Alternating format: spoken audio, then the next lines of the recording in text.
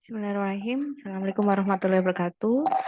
Baiklah, Putri akan menjelaskan terkait dengan mata kuliah konsep dasar keperawatan ya. Putri di sini selaku koordinator mata kuliah konsep dasar keperawatan. Walaupun di sini Putri selaku kaprodi, tapi ketika membuat RPP ini tidak serta-merta tanda tangan sendiri ya. Ini melalui proses konsul dengan atasan, dengan dekan Fakultas Kesehatan, namanya adalah Ibu Novi. Terus Putri sampaikan dulu visi misi dari program studi kita, program studi keperawatan program sarjana. Visinya adalah menjadi program studi yang terkemuka di tingkat nasional sebagai pusat pengembangan iptek keperawatan serta menghasilkan lulusan yang mandiri dan berbudaya pada tahun 2032. Untuk mata kuliah konsep dasar keperawatan ini ada 2 SKS. Perlu diingat tadi sudah Putri jelaskan ya, kalau nilainya jelek otomatis wajib ikut SP. 1 SKS 90.000 kali 2 SKS berarti 180.000. Kalau SP enggak ada temennya dikalikan 5. Tadi kita sudah hitung juga 900.000 ya. Jadi diniati dalam hati tidak boleh ikut SP untuk mata kuliah konsep dasar keperawatan.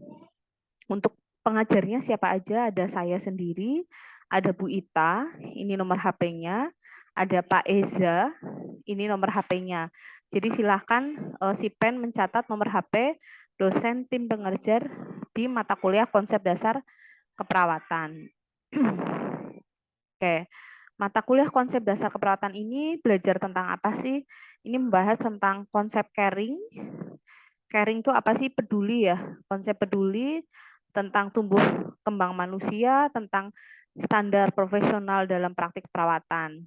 Pengalaman belajarnya di kelas maupun di laboratorium keperawatan.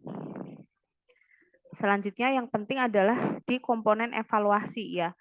Nilai mata kuliah konsep dasar keperawatan diambil dari UTS sebanyak 25%, UAS sebanyak 25%, tugas ini ada tugas presentasi dan role play 25%, kuis ini adalah 10%, kuis di Skalsa ya teman-teman, kehadiran 5% dan keaktifan forum di Skalsa 10%. Kehadiran ini nilainya memang sedikit 5%, tapi kehadiran ini menjadi syarat apakah mahasiswa boleh ikut UTS atau UAS. Kalau kehadirannya kurang dari 50% sebelum UTS, otomatis tidak boleh mengikuti UTS. Otomatis nilai 25% ini hilang. Sama juga kehadiran setelah UTS sampai dengan UAS juga nanti akan dihitung.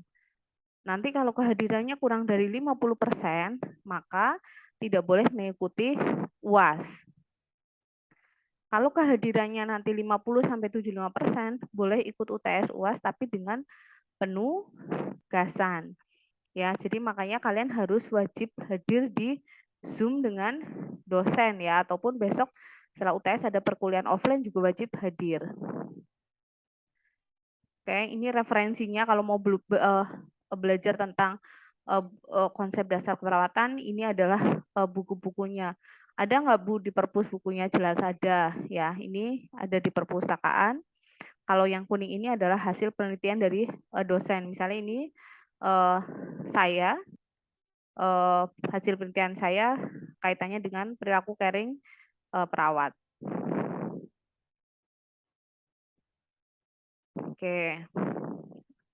Untuk pertemuan pertama dengan Bu Ita, jadi silakan si Pen menghubungi Bu Ita ya. Materinya tentang sejarah keperawatan. Kelas C besok Senin, kelas B hari Selasa, kelas A hari Jumat. Selanjutnya di pertemuan kedua ini akan ada presentasi kelompok ya, masing-masing kelas dibagi menjadi 10 kelompok ya.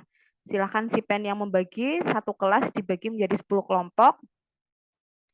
Kelompok 1 membuat makalah dan PPT tentang peran perawat sebagai pemberi asuhan keperawatan.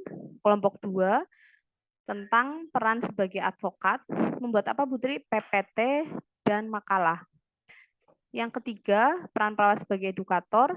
yang keempat peran perawat sebagai koordinator, dan yang kelima peran perawat sebagai kolaborator, yang keenam peran perawat sebagai pembaharu. Kelompok 7 membahas tentang fungsi perawat. Ada fungsi independen, dependen, dan interdependen. Ingat, di pertemuan kedua, berarti minggu depan itu sudah siap presentasi, sehingga minggu besok nih, mulai Senin sampai Sabtu, kalian kelompok harus sudah mengerjakan tugas PPT dan makalah ini. Karena nanti di minggu depan harus siap presentasi dengan Bu Ita, ya. Terus minggu ketiga, nanti dengan Pak Eza.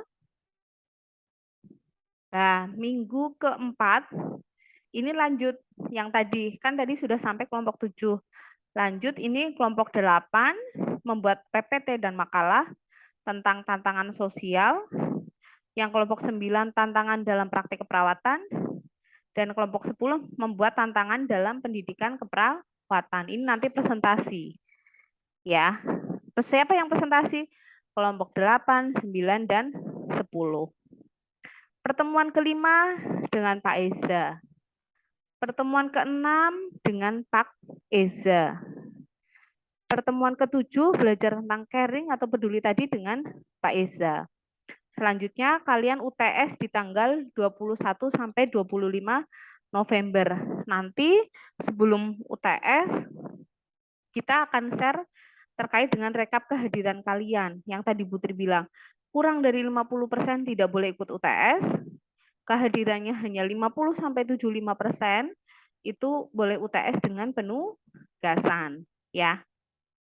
Terus pertemuan setelah UTS kalian offline, berarti kuliahnya nggak via Zoom lagi, tetapi masuk ke dalam kelas, ya.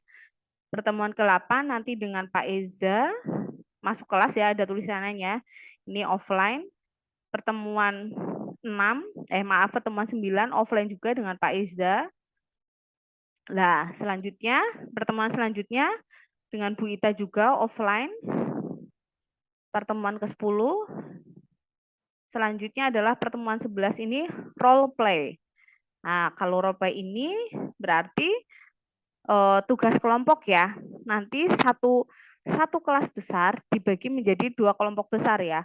Kelompok besar 1 dengan Bu Ita, kelompok besar 2 dengan Bu Tri. Role play-nya tentang apa, Bu Tri? Tentang peran dan fungsi perawat. Nanti kita lihat rancangan tugasnya ya. Lihat, ini pertemuan 11. Terus ada role play juga tentang caring. Ini juga sama. Kelompok besar 1 dengan Bu Ita, kelompok besar 2 dengan Bu Tri. Jadi satu kelas itu dibagi menjadi 2 kelompok besar. Kelompok besar 1 dengan Bu Ita, kelompok besar yang kedua dengan Bu Tri. Terus kita UAS di tanggal 16 sampai 23 Januari 2023. Oke, ini rancangan tugas di pertemuan ke-2 dan 4. Yang tadi yang satu kelas dibagi menjadi 10 kelompok ya. Terus masing-masing tugas tadi harus sudah diupload ya. Pertemuan kedua maksimal diupload tanggal 8 Oktober, yang pertemuan keempat maksimal diupload ke Skalsa tanggal 22 Oktober. Yang mengupload siapa Bu? Perwakilan kelompok saja, kan ini tugas kelompok ya. Tugasnya ngapain? Tadi kan ada yang kelompok 1 tentang ini kan peran perawat sebagai advokat atau apa gitu yang tadi sesuai di depan. Oke, lanjut, ini komponen kalian tuh dinilai dari mana gitu ya. Dinilai dari ketepatan penjelasan, dinilai pada saat presentasi, dinilai dari kerjasama tim. Lanjut, ini yang tugas role play di pertemuan 12 dan 13 tadi. Dalam satu kelas dibagi menjadi 2 kelompok besar. Satu kelompok besar dengan Bu Ita, satu kelompok besar dengan Bu Tri. Dari kelompok besar tadi dibagi menjadi 3 kelompok kecil. Masing-masing kelompok kecil membuat naskah role play dan mendemonstrasikan di kelas ya secara offline atau luring ya. Putri ulangi, tadi kan satu kelas dibagi menjadi 2 kelompok besar. Ada yang dengan Bu Ita, ada yang dengan Bu Tri.